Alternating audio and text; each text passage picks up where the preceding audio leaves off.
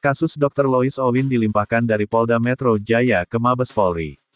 Dr. Lois ditangkap pada Minggu, tanggal 11 Juli tahun 2021, setelah ramai diperbincangkan karena tidak percaya COVID-19 dan sebut pasien meninggal bukan karena virus. Kemarin, Minggu, diamankan Polda Metro dan dilimpahkan ke Mabes Polri, kata Kepala Divisi Humas Polri Irjen Pol Argo Yuwono saat dihubungi, Senin, tanggal 12 Juli tahun 2021.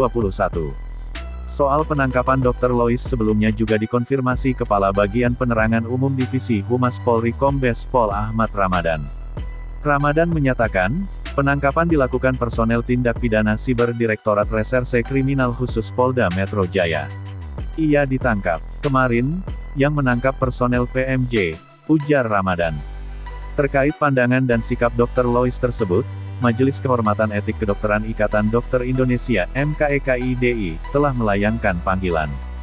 Namun, dalam penelusuran awal, PBIDI menyatakan keanggotaan Dr. Lois sudah lama kedaluarsa di IDI. Keanggotaannya sudah lama kedaluarsa, ujar Ketua Umum PBIDI Daeng M. Fakih, Minggu.